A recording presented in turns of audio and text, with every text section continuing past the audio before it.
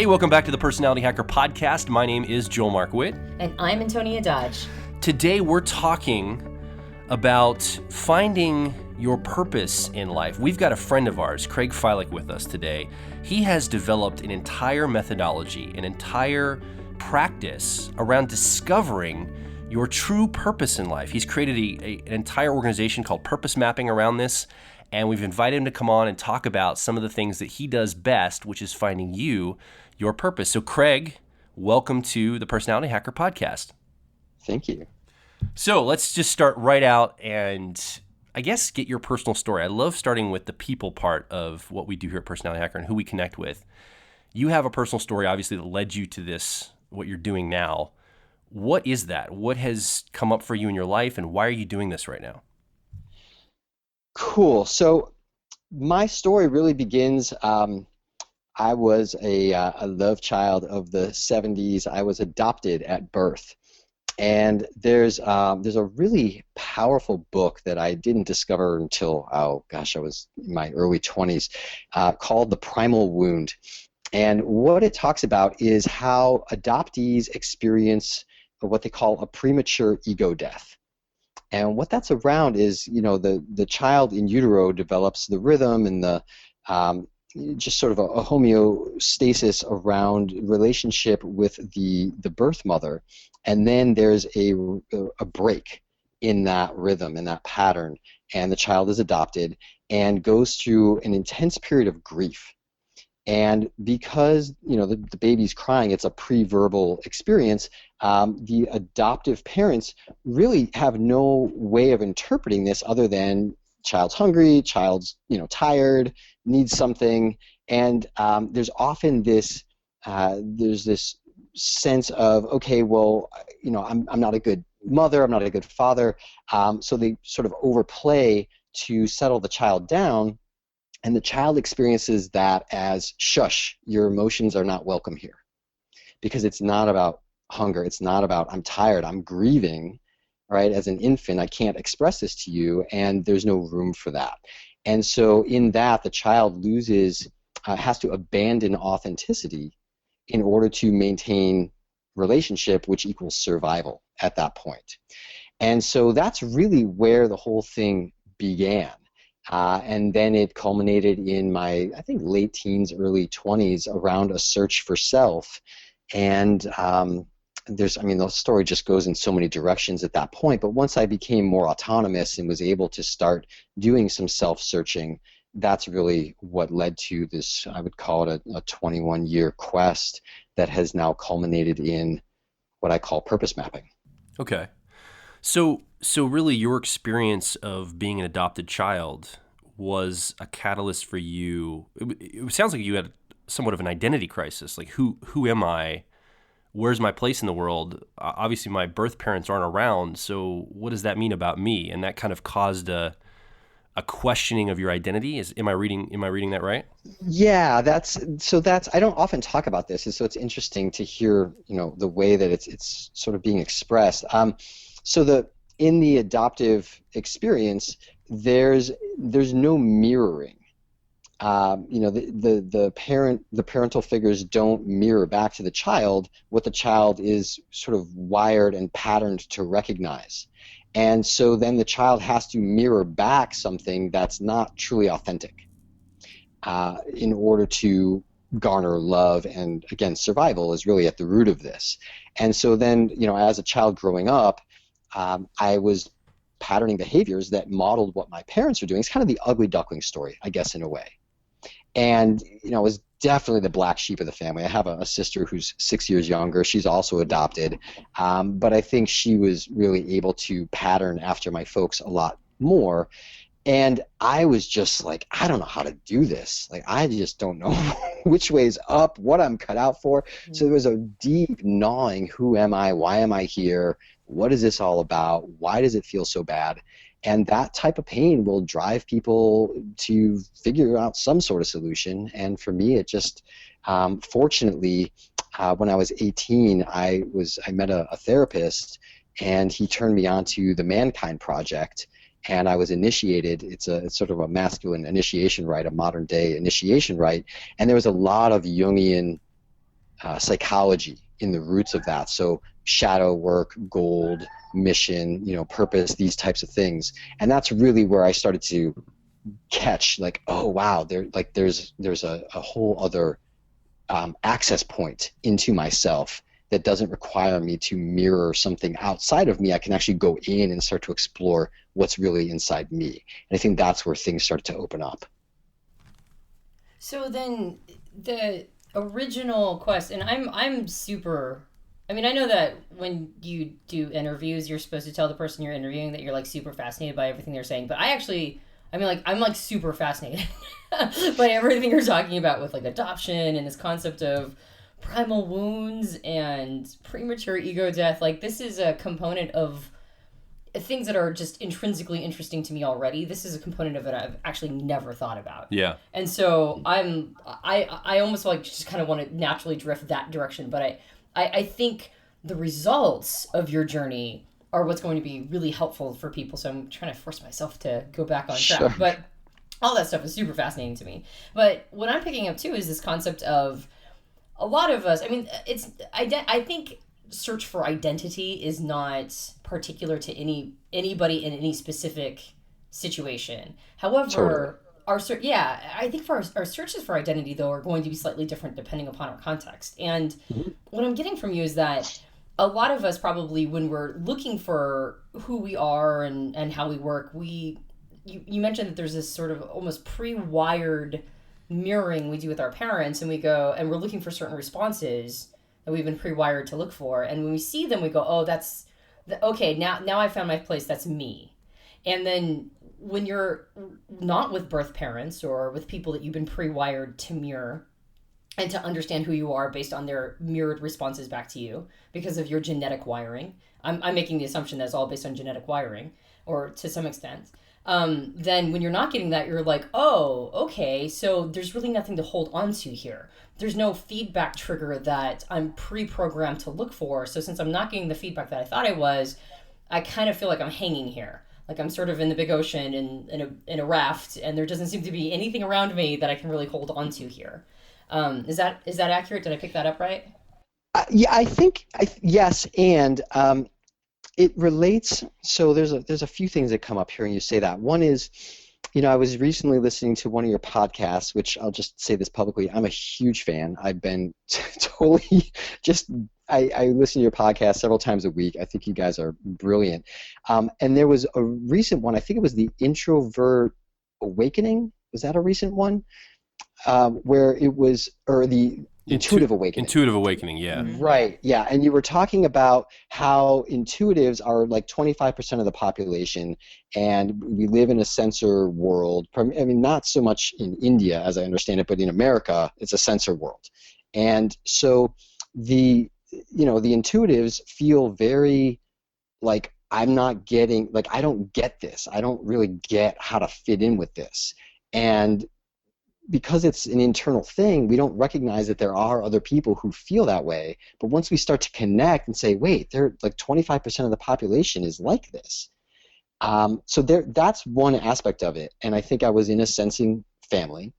Also, like, if we talk about Enneagram, I'm a 4, which is like the weirdo, right? Nobody gets 4s but 4s, right? So there's a lot of different ways that it would express. And I have Aquarius rising, which Aquarians are the weirdos of the zodiac. So it just kind of came out in every different dimension of personality profile. And yeah, bottom line is, yeah, I didn't recognize the mirroring that was being offered, and I didn't know how to offer it back in a way that felt successful. And I get that my parents love me, and and they're still together, and like I get that they never left me and they did everything right. But there's something about it, I kind of relate that to the sensor, like they did everything right. They did all the proper things in the right order. And I was just like totally baffled by this. So it's interesting. Yeah, I hope we don't. If it's okay for me to go a slightly departure, but is it okay if I just sort of like organically start pursuing things that are interesting to me on this Please podcast? So what you're saying, I think, is so brilliant, because one of the first things that came up for me was this idea of, like I had both my parents. They're still married. I was very fortunate to be in a family that, of two people who, loved each other very much. They went through some hard times, so I definitely observed a lot of fighting, and I definitely observed a lot of, moments where even as a kid I was like, maybe these people shouldn't be together, but they stuck it out. And so I came from a 2-parent family, and I am absolutely, like, if you put I'm definitely the mixture of my parents. I have just as much mom in me as I have dad, and in very unique ways. And I picked up all their bad stuff and their good stuff. And so there was a lot of mirroring that happened. Like, I look just like my mom. I act so much like my father. There were so many different things that I could definitely hold on to. And yet, for me, one of the big things about identity was separating myself from that. Like, being over-reliant on my relationship to my parents and seeing my identity as being part of them. And so when my cognition and my beliefs and my paradigm started drifting away from them and I started becoming my own person, a big piece of that was, I heard somebody one time say, sometimes you have to cut the apron strings and sometimes you have to burn them. And for me, it felt like I just like burned the apron strings. Like, I just had to haze it to the ground. And so a big piece of me was, when finding identity, it was about being overly mirrored, if that makes sense. And so when you talk about all these different components of finding identity, and in part because you weren't getting the mirrored responses back, and you mentioned all these different components of your type and all these different systems, and how all of those types always feel like odd man out, whereas I felt like I fit perfectly in my little world, and then all of a sudden I realized I never fit there, and I just had thought that I had. And then I had to figure out an extraction process. I think both of these points of identity are probably just 2 examples of a lot of different styles of having to find yourself. And I'm with you. Once I started that process of trying to figure out who I was separate of these people who I had believed that I was so much a part of, purpose became super important to me. It became like, all of a sudden, like, okay, so if my purpose isn't to just be these people's children, if my purpose isn't to simply do the things that they wanted me to do, then exactly why am I here? And so this idea of searching for identity leading to searching for purpose, or somehow they get linked at a certain point, like, so they sort of wire together, that really resonates with me. Like, I can really see that probably a lot of people start their purpose seeking, right? What you call purpose mapping. Most people probably do that through seeking identity first. Interesting. And it gets me most curious about, how old were you? I know we've had this conversation, but just pinpoint, like, at what age did you begin burning the apron strings? I would say that my first real quote-unquote acts of rebellion, because at the time that's how I experienced them, were acts of rebellion, probably happened around the age of 24, 25. And then my actual real, this is no longer acts of rebellion. And these were mimetic rebellions. Obviously, by the age of 25, I was like long moved out of my parents' house, and I wasn't like dependent upon them in any way. These were all like, these were acts of rebellion against the paradigm that they had given me, or the paradigms they had given me. I would say that me experiencing them no longer as rebellion, but actually like as a response to me being in cognitive dissonance and no longer that being acceptable to me, was around the age of 29. Yeah. And I have a very similar experience in that, I was very close with my parents. I didn't rebel as a teenager because they told me, well, look, if you do these things, you're going to have a bad time of it. If you do these, I grew up in a very evangelical Christian home, and it was like, you do these things and life will go well for you. Everything's going to work out. It's going to end up good. And to some degree, they were right. I mean, there's some things I think I kept myself from getting in trouble with, but I think my personality would have done a lot better getting myself into more trouble and finding my way through that.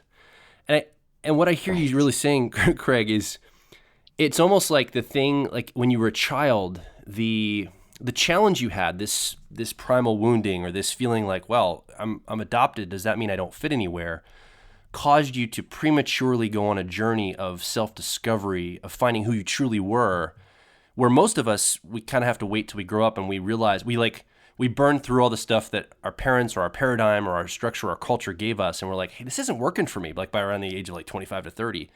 Mm-hmm. And we start that journey of truly finding what we think our purpose is in life, what we believe we should be doing, not what other people have told us we should be doing.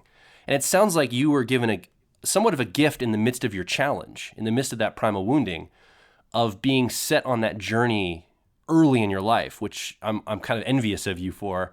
And also I realized the blessings I had on my end too. Like there's goods and bads for all of this, but I'm hearing you say that it sounds like that was almost a blessing in disguise. The challenge was your blessing in a sense.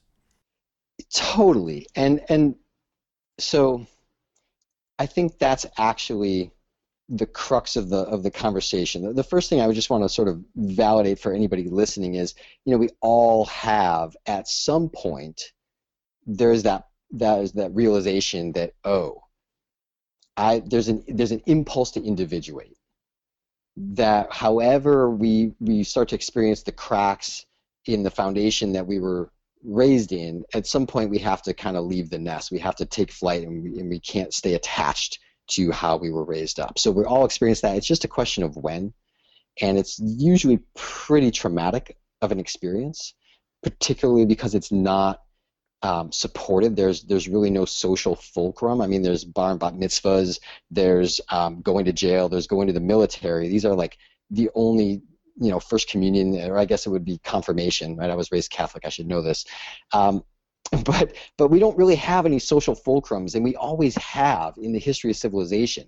In Africa they say if we don't initiate the boys, they'll burn the village down. There's always been some sort of you're an adult now. You're your own person now. You're responsible to the whole, but you're your own individual. And that's a pulling away from the mother symbolically and also literally. And in that, there's space to then take the hero's journey inward. And Joseph Campbell would say, the cave you fear to enter holds the treasure that you seek. And one of my favorite, you might have read Napoleon Hill's Think and Grow Rich. He talks about in every adversity is the seed of an equivalent or greater benefit.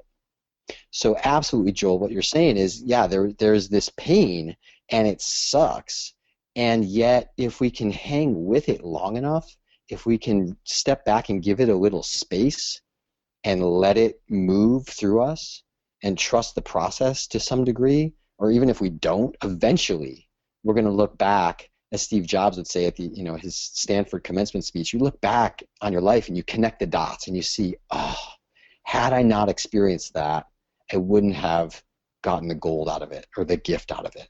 Yeah. I want to highlight something you just mentioned for you listening. If you're here with us, you're part of this conversation with Antonia, Craig, and myself. And I want to highlight something that Craig just said for you, because I think this idea of that part that you're resisting, that cave, like he just said, that Joseph Campbell mentioned, that thing that is terrifying to you, and I'm actually preaching to myself here more than anybody else when I say this, that's the thing that we need to figure out strategies to rush toward, is because the gold there is personal growth focused. It probably has what we're going to talk about in more detail here in a moment, your purpose somewhere in the midst of that, the thing that you're avoiding, the thing that you're saying, oh, I just can't do that. I don't feel either permission or the ability or the self-esteem or whatever to do that thing that's terrifying to me. My guess is, Craig, that you're going to at some point tell us that probably is a lot of where your purpose lies, in the thing that you avoid the most. I don't know that to be true because we haven't actually talked about it yet, but that would be my intuitive guess about this. Yeah, I would absolutely concur with that. I mean, the way that I sort of describe the structure of purpose. Well, let's define purpose. It's fundamentally it's why something exists. So we all have a purpose. Clearly, we all exist. I mean, even in a world where all beliefs are false, we know that we exist. And so that's pretty much all that we can know. Truly. I mean, that's Descartes, right? I think, therefore I am. Like, I know I exist, and that's about all I can actually prove. And then beyond that, there's an experience of some sort of agitation or aggravation or something that's irritating inside of us. And that's this impulse to, what we tend to do is we tend to push it away. We tend to hide, repress it, and deny it. And that's because of how we first experience the separation wound at whatever age that it happens. And I think, Joel, the story you were telling of in your teens, and your parents were like, you're going to have a rough go of it if you do that. And I think that goes all the way back to, probably like your daughter's, 3 now? Piper's about 3? Yeah, she's 3. Yeah, and So there's a socialization process. There's a process whereby civilization is really built on this idea of good and bad. There are things we do and there are things we don't do. And you will say to our children, I have a 14-year-old daughter, and I'm starting to help her unravel this now, so that it's not this huge explosion, but to say, look, you're here to make your own choices. This is what you were told growing up, and these were the reasons, but now you're capable of making decisions for yourself, so you choose.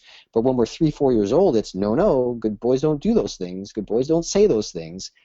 And because, very much like I was describing in the adoption wound, because we depend on our parents for survival, we start to say, oh, okay, Mama, I'm not that bad boy that does those naughty things. I'm this good boy that you want to take home and feed and love and put in a nice warm bed tonight and not leave out in the woods for saber-toothed tiger food, right? There's this genetic imperative that we stay close to our parents, and that means that we abandon our authenticity. What I really want to do is hit my brother over the head and take his candy.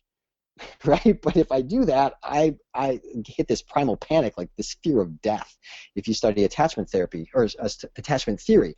So that's where the shadow comes from, is we start to hide, repress, and deny these aspects of ourselves. And as we reach the point where we begin to individuate, and it comes in waves, I think, but there's this point where we have to go in and face those things and say, now, hold on a second. I know that I grew up believing this, but is that really true? And as we go in and face those dragons, we start to see, oh, wait a minute, they're protecting something pretty amazing, which is our gold. And that's what we need to go back in and reclaim once we reach an adult enough age, and really a point of enough pain where we say, I just can't do this anymore. I can't keep myself in this box of inauthenticity anymore. And I need to go in and start to challenge this stuff and see what's really in there. And it can be messy. I mean, it's not a pleasant process, but the outcome is really integrity and alignment and ultimately fulfillment and flow if we follow it through far enough. So as you're talking, I'm sitting here saying to myself, and you listening might have some of this too, I'm starting to have certain little things come up to me, like, okay, there's something I'm guarding there. There's something that is maybe I need to look at, and instantly flooding into my mind, all I can think about is all the other people that I want to hear this message for them to go and find their cave and their gold. And I'm actually watching myself deflect what you're saying in the moment by trying to put this out toward other people as you're talking. It's so weird to watch how I'm so defensive of it that even though I'm open to it right now, and even though I'm attempting to set an example of like really trying to be introspective in the moment, it's such a defensive strategy for me that I'm like, okay, well, it's got to be about personal growth. So I'm trying to deflect it out to other people. I'm like, wow, I wish so-and-so would listen to this message that Craig's talking about right now, because I don't want it to penetrate to myself that much. And I'm just saying that because I'm wondering if somebody else might have this experience. Listen to what you're saying. They're wanting to deflect because it's something we guard so closely that I'm seeing myself do that in real time as you're talking. I think Antonia had something she wanted to say as well. Yeah, no, I think that's totally true. I mean, we get really good at building super strong defense strategies, like really, we're really practiced at them. And so when somebody suggests that, like, oh, go to that thing that you've built this, this moat around, and you've got like these dragons set up to make sure that nobody enters that space. That's the place that you need to go. And it's like, yeah, that's a great message. So-and-so should totally hear that message because we've gotten so good at building those strategies. Sometimes we don't even see our moats. Like, we've gotten so good at not even looking at them. I definitely resonate with that. One thing I wanted to ask, just in case I missed it, was you started, Craig, talking about, like, let's define purpose. And I just want to make sure that I got clarity around how you were defining purpose there. Purpose is why you exist. It's why anything exists. It exists because it has a purpose.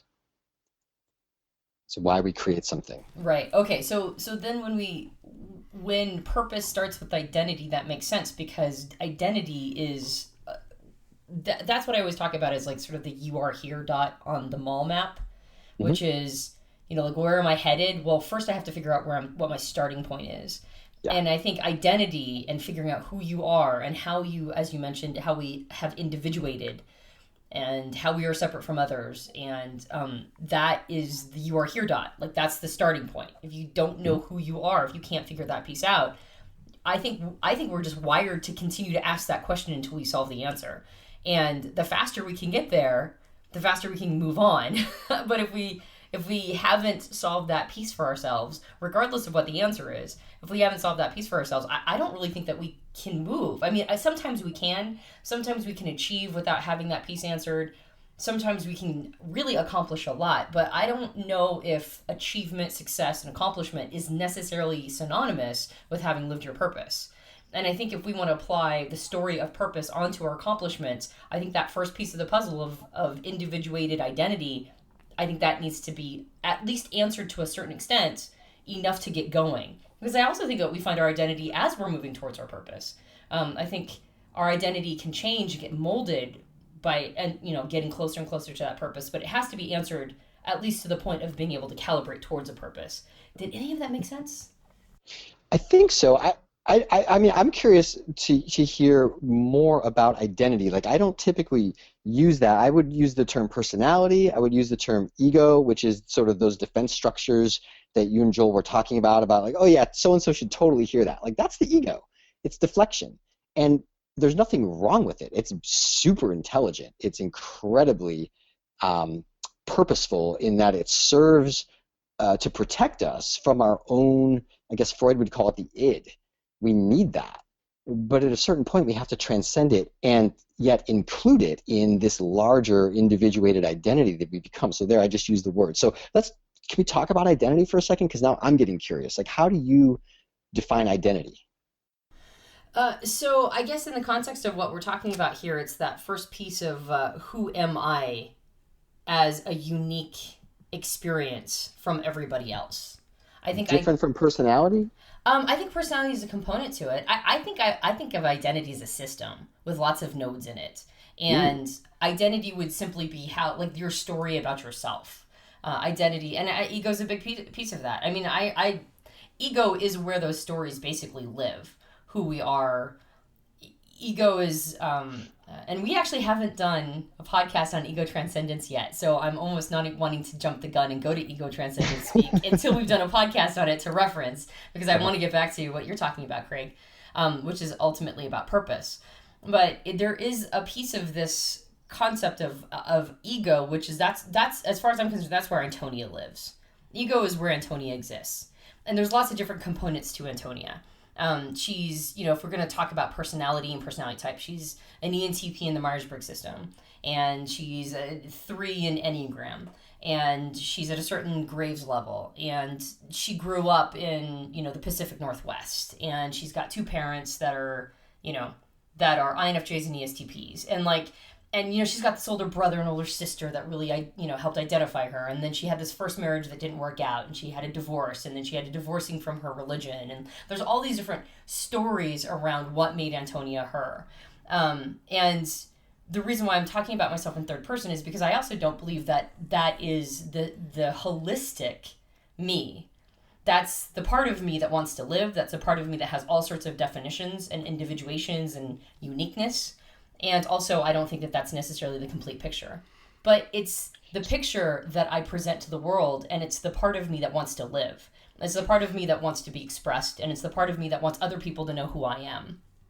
Got it. So it's like your character on the playing board of life. It's like your character in the game. Right, and most of the time, I don't know it's a character. Most of the time, I'm fully there, right? Like, I have to remind myself to go, oh, I can observe, I can watch my ego dance. I can watch my ego do stuff. There's a part of me that has the ability to observe Antonia from a third person perspective and go, that's really interesting what I'm doing there.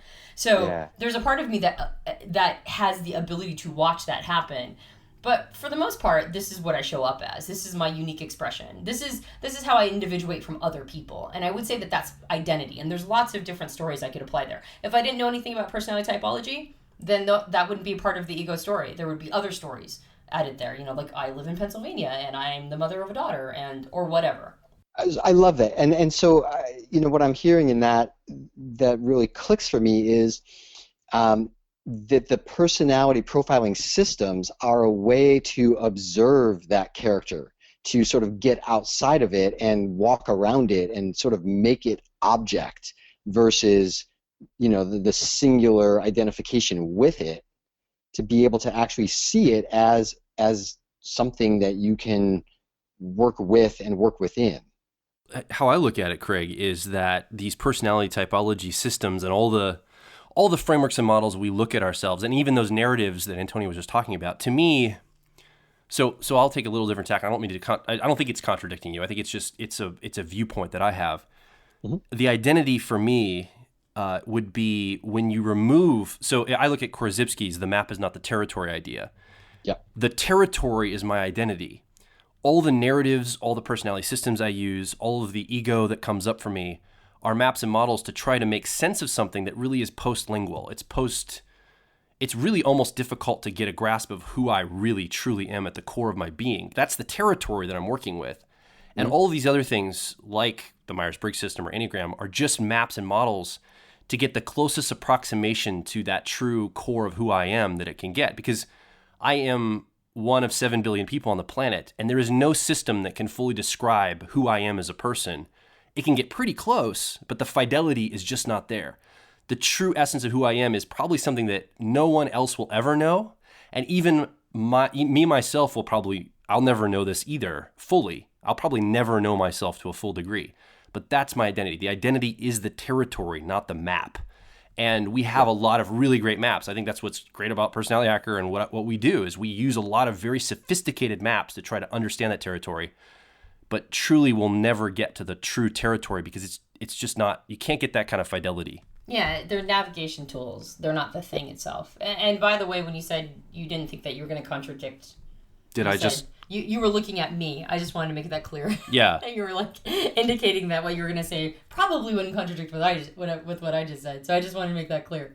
But yeah, so when I talk about identity, and you use the word individuation, or I don't know if, Craig, if you were kind of thinking more towards the personality piece as opposed to the identity piece, the way that we just described it.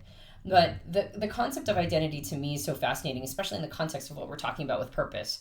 Because it's kind of one of those things where it feels like the more close you get to understanding that piece, the more you get to mapping out the territory, the clearer it gets why you're here. It's like if you can't really understand what the machine is, then the machine's functionality, or all the things that the machine does for functionality, then it's really difficult to figure out why the machine exists in the first place. And so, and yeah, I just likened humans to machines, but what I really mean by that is if we can't figure out what we're capable of and who we are separate from others, then to figure out why we exist to begin with becomes a more confusing or complex a question. So even getting the beginning pieces of that, really understanding the territory, is to me seems like such a logical beginning of that journey of figuring out what here's the stuff that I come equipped with. How can I apply it? Where does my purpose? What is the most natural expression of the tools that I come equipped with, or the talents that I come equipped with, or how I see myself, or how I see myself with the rest of the world? And I made that caveat of and you figure out your identity as you go. And that's because identity, as far as I see it, is not static. It is plastic. It changes and molds over time as well. However, the fundamentals seem to be something that can be grasped. And so once the fundamentals of identity are there, then purpose becomes a lot clearer.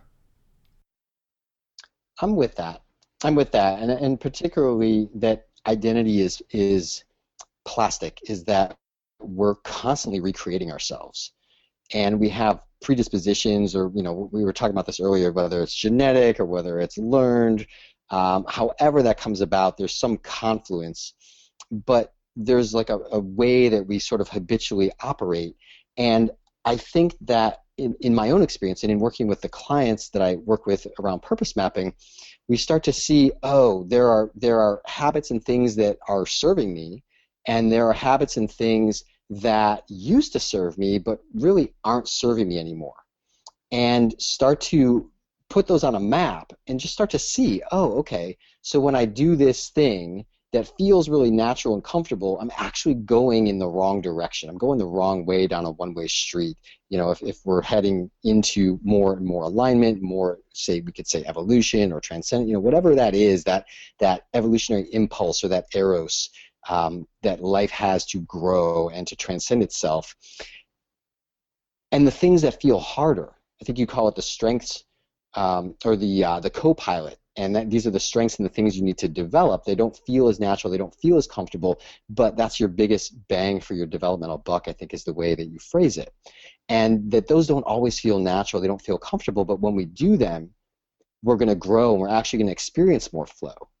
And just getting those on a map in the first place, getting the broad strokes laid out, and then getting into the territory and start to experience of like, oh yeah, this, I would have thought to go this direction, but actually I'm realizing I need to go this direction. And over time, we re-habituate ourselves and we build new neurological patterns, and we start to experience more alignment and fulfillment and flow in our lives. That's the value of mapping in my experience.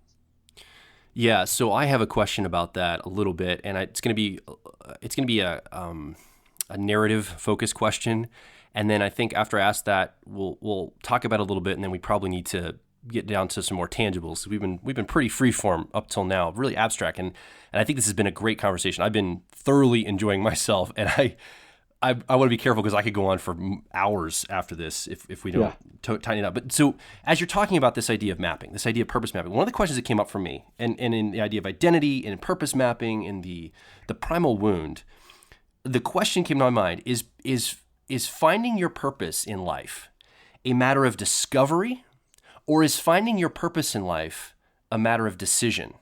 And I think therein lies a really big key here, because as we're talking about, I think a lot of people come to this question saying, okay, I got to find my purpose in life. I have to discover this.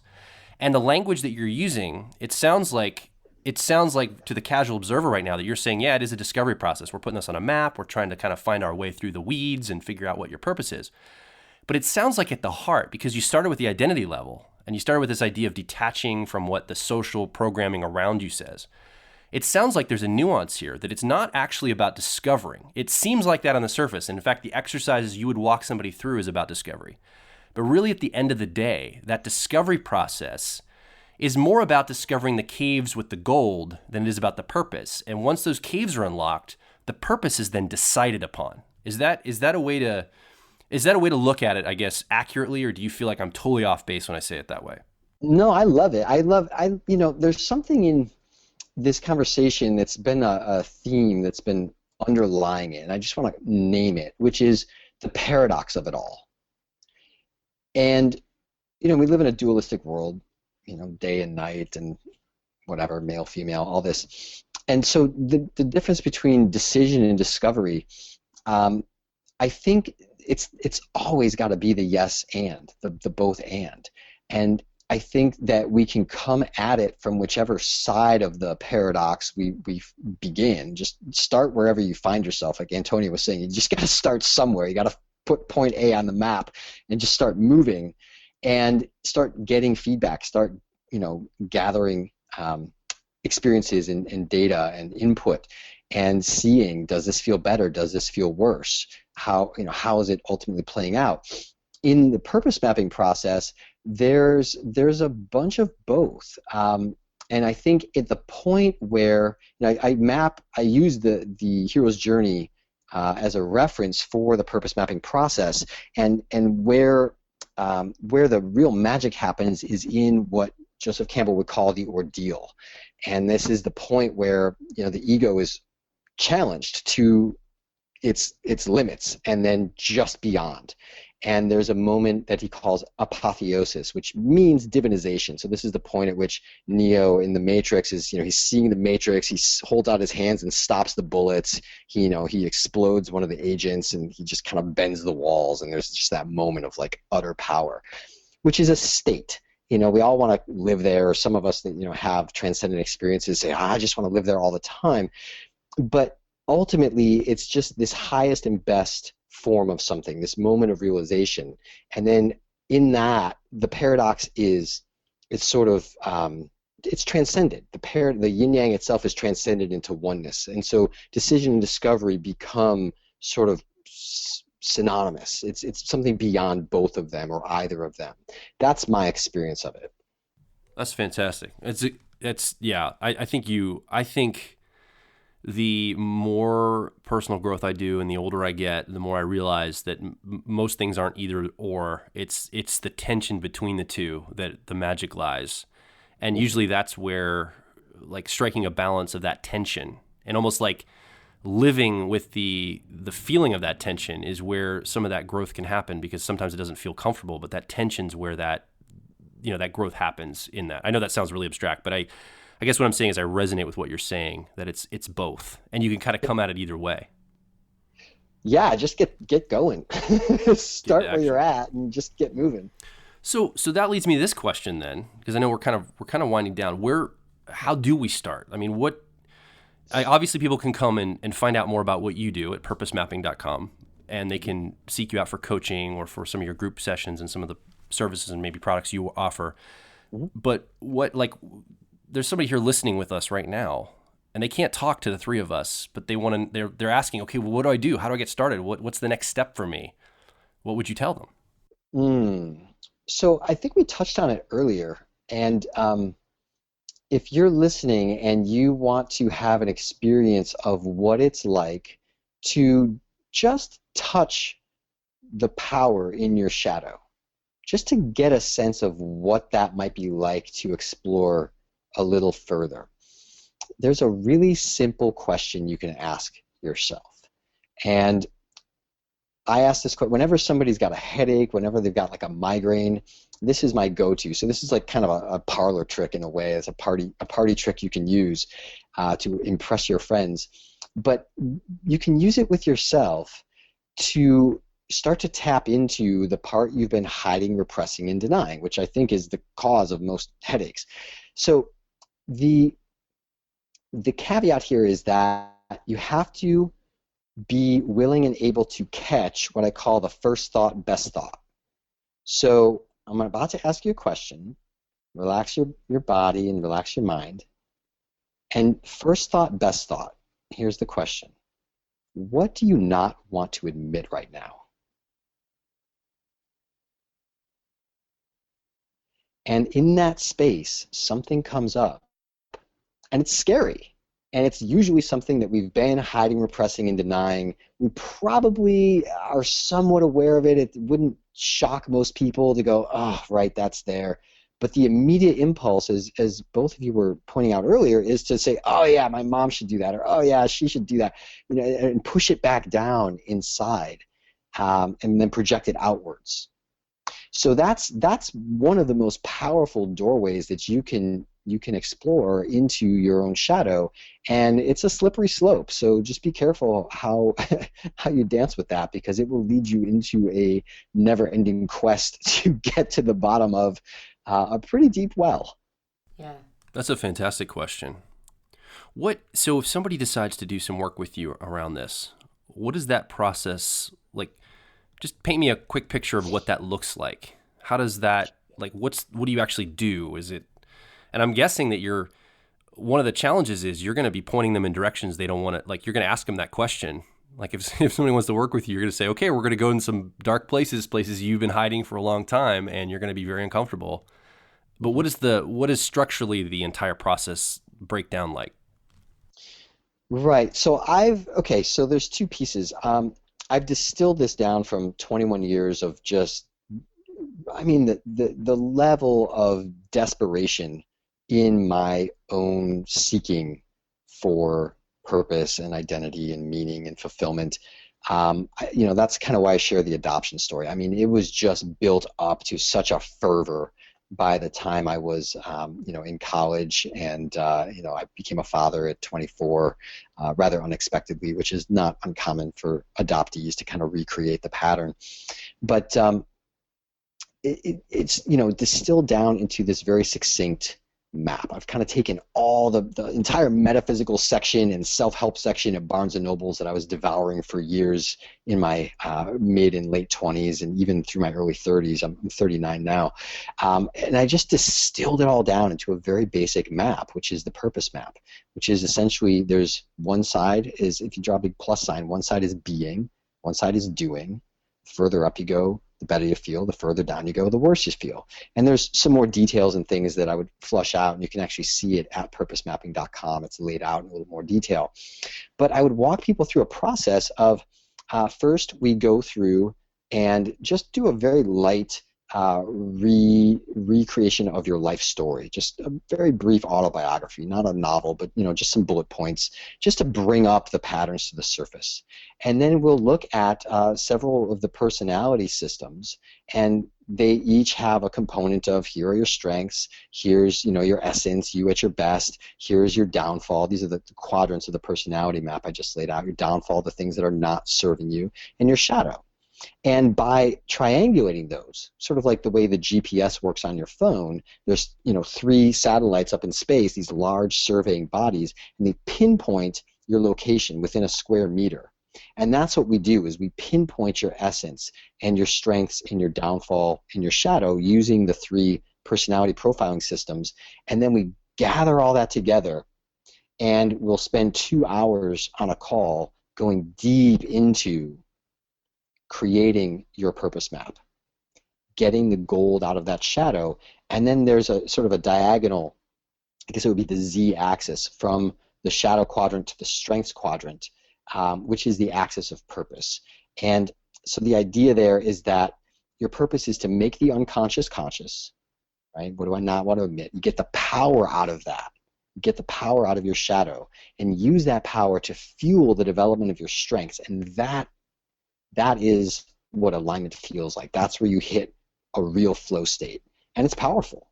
And then we build some practices, as I said, that apotheosis, that moment of, wow, that's all of me. That's me in my wholeness, psychological wholeness, seeing all those aspects of yourself. And we start to break that down into some practical projects, next steps. So there's a vision statement, a mission statement, a sort of a near-term objective, and then what support looks like for your next steps, and then some daily practices in the 4 primary areas of your life. And that's how you ground it and integrate it. I'm a huge believer in integration. Like, big ahas don't impress me at all anymore. Been through enough seminars and therapy and coaching and books and all kinds of fun stuff that if I can't integrate it, I'm not even interested in having the aha, because it's gone. It wasn't worth the investment. So it's all about integration at that point. And we can do all that in about 7 sessions. And then from there, if you want ongoing coaching, I certainly work with people. But you'll have your map and you'll have your practices, and you'll have the tools to build momentum and creative momentum around creating what you want to create now that you know what your purpose is. And ultimately, what I say to people, because the big question everybody has is, okay, great, so I know my purpose, so what? How do I make money with this? Right? Like, it's great. Like, I'm working this corporate job. I hate my life. Now I know my purpose. Who cares?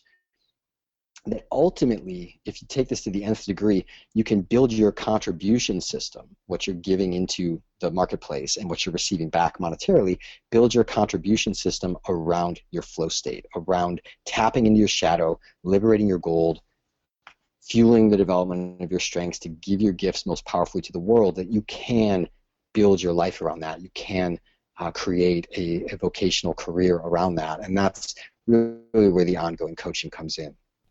I've seen some of these types of programs where, the promise is you can do what you love and still make money, and you can be fully in flow and still have a career. And I think the piece I hear you bringing is you spend a lot of time really getting down to the etymology before you give people the feel good part of, like, yeah, go do what you love and you can make money at it. You spend the time to get through all the yuck first. And I'm hearing, and again, I'm not trying to pitch you like a hard pitch, but I am hearing a lot of carefulness in how you approach this. And I would feel totally comfortable for myself or anyone else to go through this process with you, because I think you're being so careful to get to the etymology of all of it. It's not just like, yeah, just figure out what some of your strengths are and what you really want to do, and we can make money at it. You're very much, and that's not even the entire point of it. The point is to be on mission, be in the purpose that you bring to the world.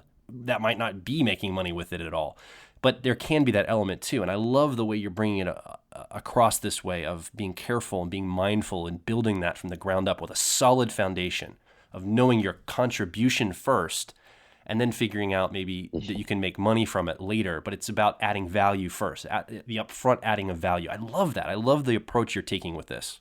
Yeah, well, what I heard too was that there's okay, so what I experience is that when I do coaching with somebody and they want to head down that direction, which is like, how do I build a business, or how do I make money? What career should I choose based on, my strengths?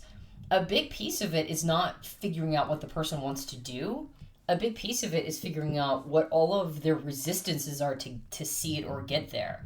Because, it's like those resistances always are the issue. It's not the thing. It's like when you start to, quote unquote, tear down the walls, once we start addressing those resistances, the person, it doesn't really take long for the person to go, yeah, you're right, that's really what I want to do.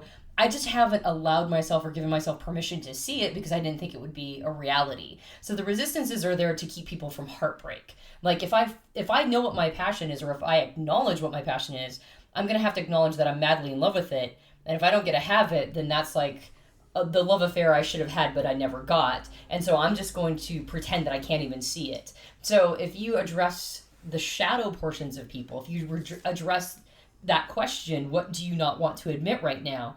What you're doing is you're teaching people to build the skill of addressing resistances.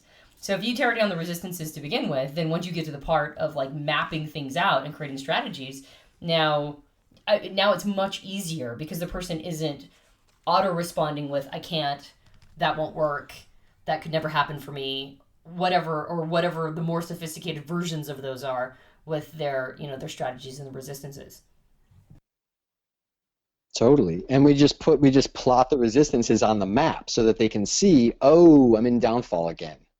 Right? Because those resistances, they're intelligent. They have a purpose. They were designed for a reason, and they don't really go away.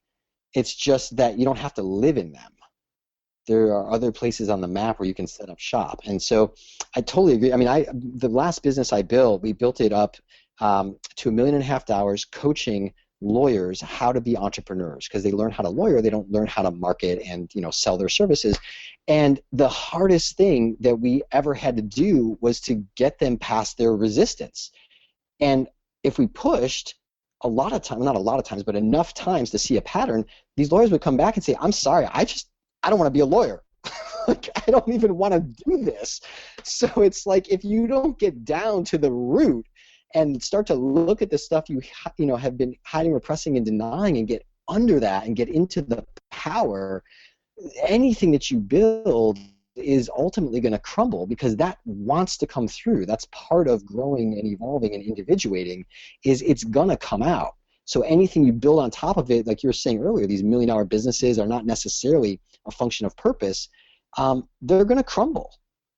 And you're going to have to start over. So get to purpose first, and then build your contribution around your flow state. That's, if you can take one thing away from this conversation, I think that would be the thing. Yeah, it's brilliant.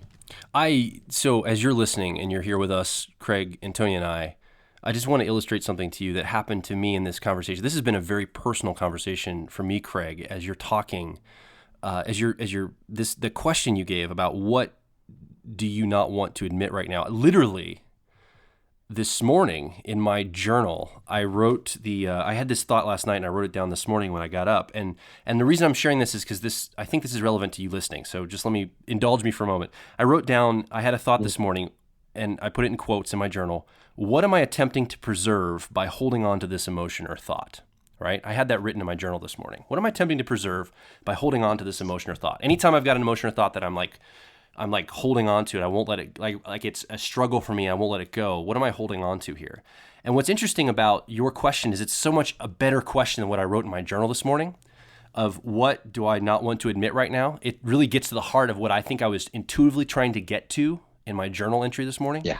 And what's so powerful about that for you listening is that you already have intuition about the stuff we've been talking about on this podcast in general, and especially today, most likely. The stuff that maybe I said, and Tony said, or Craig said, you're listening and something's coming up for you. You had some thoughts around this, but this gave you, all of a sudden something snapped for you. A clarity came, and you said, oh, that the way they put that is so clear now. I have a better question to ask myself on, and it may not be the question I had that came out of this conversation or the thought I had, but it might be something else for you. Pay attention to that, because your intuition has been giving you great insight all along, and then something comes along and it clicks together. Pay attention to that and start trusting that more. I know we attract a lot of intuitives that have some tenuousness about trusting their gut on things. And I'm learning in my own life, that's why it's so personal for me. I'm learning in my own life to trust the thoughts and feelings and things that come up for me, some of the things that I see. And then serendipitously, synchronously, you said a better question than I had this morning, and it was something that was already on my mind. And I was like, man, this is crazy how this worked today.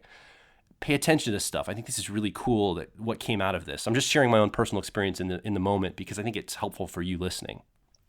So, Craig, one more time, where can people find you? And if they want to pursue what, your services, your coaching, the things that you have to offer, which so far, like I've already wrote a page full of notes myself personally. Where can they find you, and how can they get a hold of you? Sure. So purposemapping.com. And I'm going to set up a special offer for people who listen to this podcast. So if you go to purposemapping.com/personality hacker, and I'll have something special for you there. I'm actually developing some very cool stuff. I've got a whole vision and mission around, I want to purpose map 1 million millennials. And so I'm rapidly evolving this from one-on-one coaching to group coaching to online coaching to it'll eventually be an app. And so if you've got some passion around just contributing to that, and you've got some skills maybe in marketing or development or running an online company, you can just reach out to me directly, Craig@purposemapping.com. And I'd look forward to hearing from you. I'd love to hear what you got from this. I'm sure people will be posting in the comments, and I'll be sure to check in there and chime in if there's any conversation going on. So, God, I'm very accessible. This is my passion, and this is what I'm here to do. You can also go to facebook.com/purpose mapping, and there's actually some reviews there. I think if it's /reviews, you can see it's like all 5-star ratings. People are blown away by this, and I couldn't be more excited to share it, because ultimately, just to come full circle, this is the gold that has come out of 20, 30 years of just pretty grueling pain inside and all the searching that I've done. So it's really a blessing and a gift to be able to share this gold with the world, and I'd love to share it with you. Thanks, Craig. This is all good stuff, man. And Craig's a friend of ours. We totally trust him and believe that he's got good stuff for you. So go check out his website, purposemapping.com/personality hacker, for some cool stuff he's got put together for you too. So if you'd like to connect with us, you can obviously come over to our website, personalityhacker.com. We'll have this podcast posted there where you can make comments underneath. I'd love to get some feedback from the community. Love to hear about your own journey. And again, Craig's going to be present there too to have a further conversation on our website underneath this podcast. So please come over and make your voice heard, because we want you to be a part of this conversation too. Yeah, and I just really want to thank Craig for being on our podcast today. I really appreciate it. Yeah, thanks, Craig. Thanks. We'll have to do it again sometime and create some more content together. I think this is good stuff. So you can also find us over at iTunes and subscribe there and give us some ratings and reviews there. We'd love to get some feedback about how you're enjoying the podcast. My name is Joel Mark Witt. And I'm Antonia Dodge. We can't wait to talk with you on the next Personality Hacker podcast.